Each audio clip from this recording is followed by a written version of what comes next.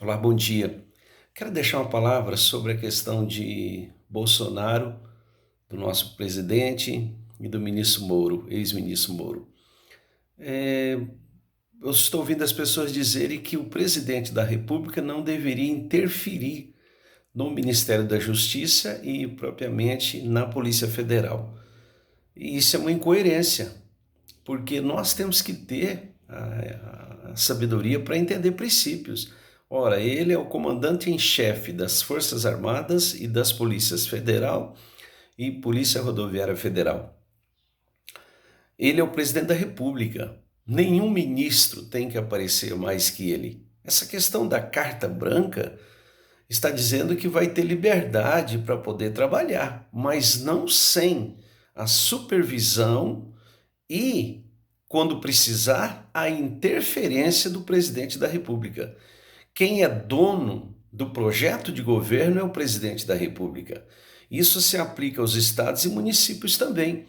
Como é que um governador não vai poder nunca saber o que acontece dentro das pastas que os secretários que ele nomeou comandam? Como é que o prefeito também?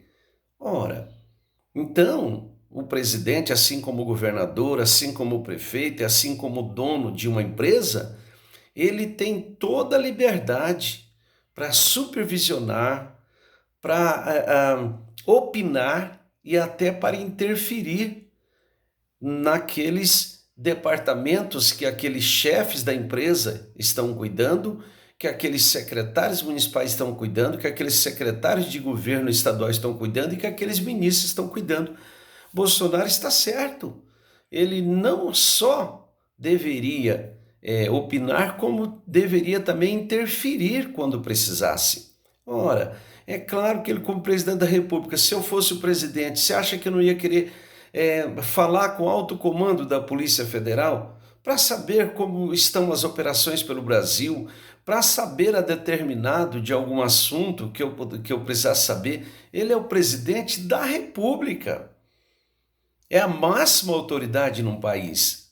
Ora, nos Estados Unidos, o presidente da República é o que tem o poder para pegar a caixinha lá que tem a chave da permissão de uso de armas nucleares. Então, o presidente da República é isso. Bolsonaro foi muito generoso com Moro nesses 2 anos, porque Moro pôs lá um chefe da Polícia Federal esquerdista que acobertou os mandantes do atentado contra ele mesmo, contra o presidente. Disseram que o sujeito agiu sozinho quando 3 ou 4 advogados com honorários milionários defenderam aquele homem, aquele bandido, aquele criminoso. E a Polícia Federal disse que não encontrou os mandantes. E Bolsonaro aguentou 2 anos esse sujeito lá, porque Moro não deixava o presidente chegar até ele. Depois disse que Bolsonaro assediava. Ora, se eu sou o presidente da República, eu não vou ter direito de chegar no comandante, no diretor-geral da Polícia Federal, que está subordinado a mim como presidente, e de querer saber alguma coisa, assim como também nas Forças Armadas. Ele poderia chegar no comandante do Exército, da Marinha, da Aeronáutica. Então tem muito pensamento errado, né? Essa questão que ele interferiu politicamente. Numa coisa que a gente precisa, irmãos, a gente precisa ser honesto.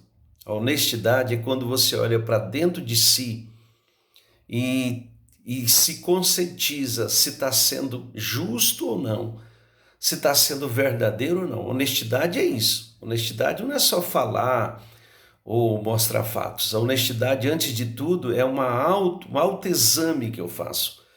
O apóstolo Paulo diz assim: se nós nos julgássemos a nós mesmos, nós não seríamos condenados. Então, é muito incrível isso. Outra, pessoas dizendo assim, não, porque o Bolsonaro não aceitava que nenhum ministro aparecesse mais que ele. E não deve.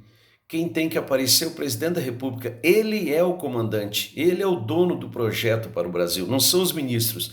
Os ministros foram chamados por ele para trabalhar naquelas pastas ali. Eles têm os seus planos ali de ação, mas o presidente é quem tem que receber a maior honra e aparecer mais mesmo.